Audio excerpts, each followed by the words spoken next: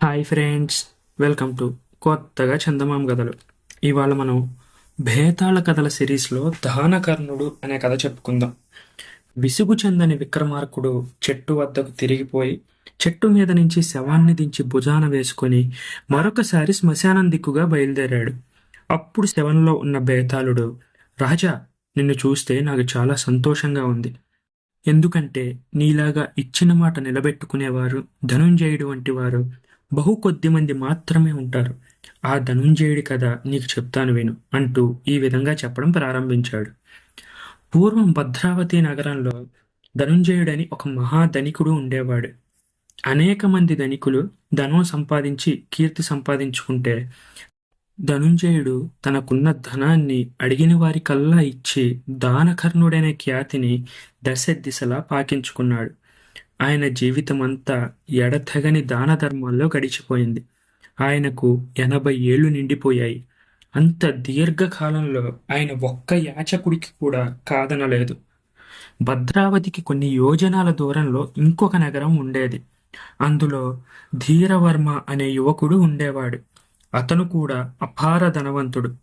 అతను ధనుంజయుడు సంపాదించుకున్న కీర్తిని గురించి విని అసూయపడ్డాడు. ఈ ధనుంజయుడు నాకంటే ధనికుడు కాదు. అటువంటప్పుడు దానకర్ణుడని ఆయన సంపాదించిన కీర్తి నేను మాత్రం ఎందుకు సంపాదించకూడదు అనుకొని అతను కూడా అడిగిన వారందరికీ లేదనకుండా దాన ధర్మాలు చేయసాగాడు.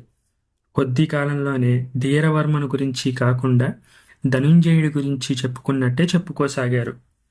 ఒకనాడు ధీరవర్మ తన ఇంటి ముందు ఆవరణలో కూర్చుని ఉండగా ఒక ముసలామె వచ్చి యాచించింది.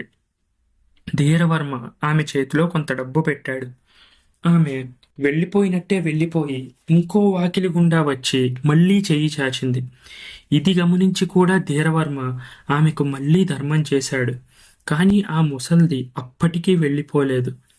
మూడో వాకిలి గుండా మళ్ళీ వచ్చింది.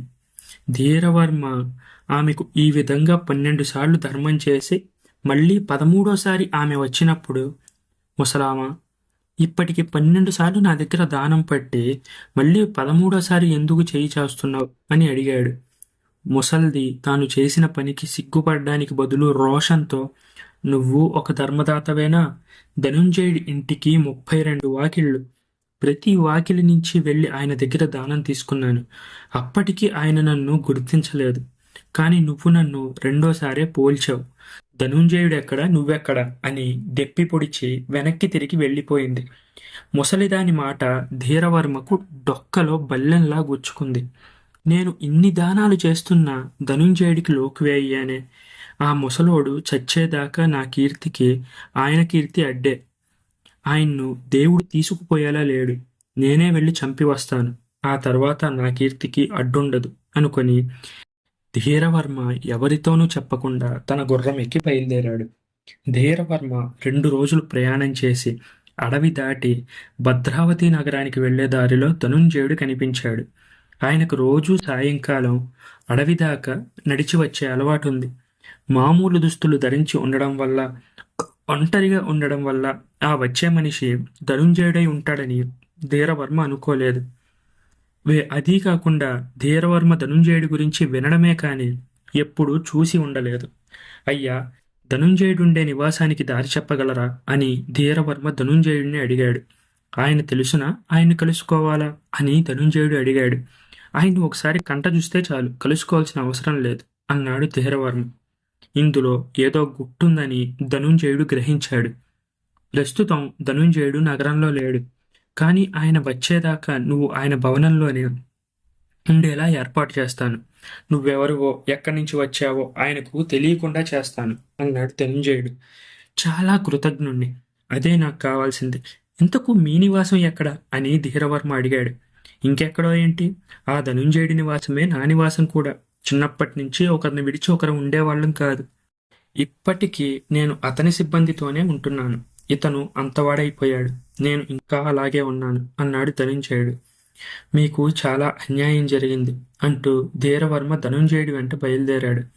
ఇద్దరూ కలిసి ధనుంజయుడి భవనం చేరారు. ధీరవర్మను ఒక గదిలో ప్రవేశపెట్టి నౌకర్లందరితోనూ తానెవరో అతిథికి చెప్పవద్దని, తాను నగరంలో లేనట్టు అతనికి చెప్పవలసిందని హెచ్చరించాడు ధనుంజయుడు. 2 రోజులు గడిచాయి. ధనుంజయుడు ప్రతిపూటా వచ్చి ధీరవర్మతో మాట్లాడుతూనే ఉన్నాడు. కానీ ధీరవర్మ తాను వచ్చిన పని మాత్రం బయటపెట్టలేదు. అయితే అతను తన మీద ప్రీతి చేత రాలేదని, తనను చూడగోరడంలో అతనికేదో దురుద్దేశం ఉందని ధనుంజయుడు చాలా సులువుగా గ్రహించాడు. దీనికి నిదర్శనమేమిటంటే, తనను గురించి తాను చెడుగా మాట్లాడితే ధీరవర్మ ఆసక్తితో విన్నాడు. 3వ నాడు ఉదయం ధనుంజయుడు ధీరవర్మ వద్దకు వెళ్ళి, నాయనా, ధనుంజయుడు ఇంతకుముందే వచ్చాడు. వెళ్ళి ఆయన చూస్తావా అని అడిగాడు. వద్దు, వీలైతే దూరం నుంచి చూపండి అన్నాడు ధీరవర్మ. ఇంతకు నువ్వు వచ్చిన పనేంటో నా చెవిన వేశావు కాదు. అది ఎటువంటిదైనా సరే తప్పక జరిగేట్టు చూస్తాను. నీకు తగిన సలహా కూడా ఇస్తాను. నీకేమీ సంకోచం వద్దు, చెప్పు అని ధనుంజయుడు ధీరవర్మను ప్రోత్సహించాడు. చాలాసేపు సంకోచించి ధనుంజయుడి చేత అనేక ప్రమాణాలు చేయించుకొని చివరకు ధీరవర్మ తాను వచ్చిన పని కాస్త బయటపెట్టాడు. అతను తనను చంపడానికి వచ్చిన సంగతి తెలిసి ధనుంజయుడు మొదట నిర్ఘాంతపోయాడు. కానీ ఆ తర్వాత ఆయన ధీరవర్మతో, అదేమంత కష్టమైన పని కాదు. సాయంకాలం పొద్దుగూకే ముందుగా ఊరు బయట ఉన్న అరణ్యంలోకి పోతే ఆయన అక్కడ నీకు ఒంటరిగా దొరుకుతాడు అన్నాడు. ధీరవర్మ ఆ సాయంకాలం తన గుర్రం ఎక్కి బయలుదేరాడు. ఊరు దాటి అడవి ప్రవేశించి కొంత దూరం వెళ్లేసరికి ముందుకు నడుస్తూ ఒక వృద్ధుడు కనిపించాడు. ధీరవర్మ ఆయన సమీపిస్తూ, ముసలివాడ, ఈనాటితో నీ ఆయువు చెల్లింది అంటూ కత్తి ఎత్తాడు. వృద్ధుడు వెనక్కి తిరిగి చూశాడు. ధీరవర్మ ఎత్తిన చెయ్యి ఎత్తినట్టుగానే ఉండిపోయింది. మీరా అన్నాడతను. అవును నాయన, నేనే.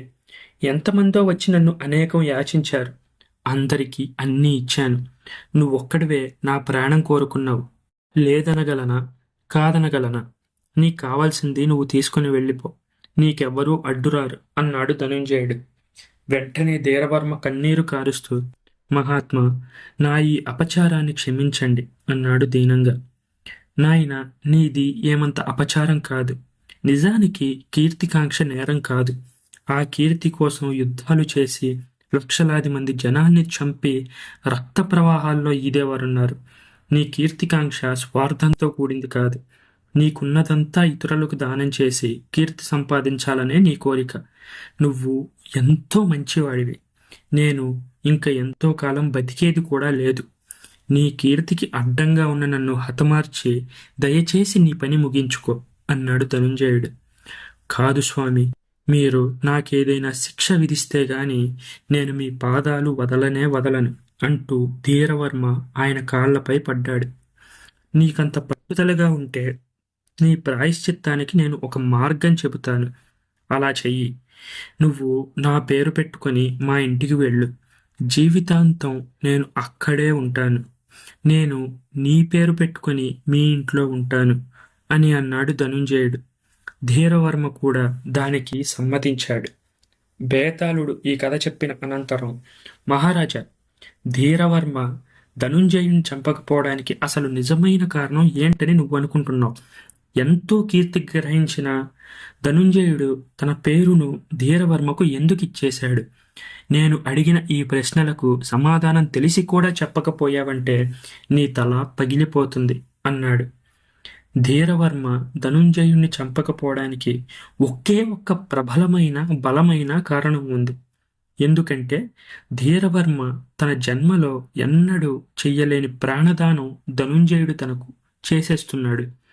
ఆ దానం తాను పుచ్చుకుంటే గనక ఇక తాను ఎప్పటికీ ధనుంజయుడితో సమం కాలేడు. అందుచేతనే అతను దండన కోరాడు.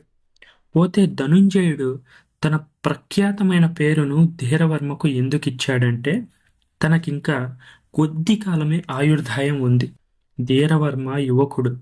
తన పేరు ధీరవర్మ బతికున్నంత కాలం జీవించి ఉండాలనే ఆశతో ఆయన ఆ పని చేశాడు. ఎందుకంటే ధీరవర్మ ధనుంజయుడి పేరు మీదనే జీవిస్తాడు. ఎవరైనా మహాదాత ఎవరు అని అడిగితే ఆఖరికి ధీరవర్మ కూడా ధనుంజయుడి పేరే చెప్తాడు. అలా తన కీర్తి ఎల్లకాలం నిలిచిపోతుంది. ఇది ధనుంజయుడి ఆశ. దీన్ని ధీరవర్మ గ్రహించాడని నేను అనుకోవడం లేదు అని జవాబిచ్చాడు విక్రమార్కుడు. ఈ విధంగా రాజుకు తిరిగి మౌనభంగం కలగగానే బేతాళుడు శవంతో సహా మాయమై మళ్ళీ చెట్టెక్కాడు. ఈ కథ మీకు నచ్చినట్లయితే దీన్ని లైక్ చేయండి, మీ ఫ్రెండ్స్ అందరికీ షేర్ చేయండి. అలాగే మన ఛానల్ని సబ్స్క్రైబ్ చేసుకోవడం మాత్రం అస్సలు మర్చిపోకండి. Thank you friends.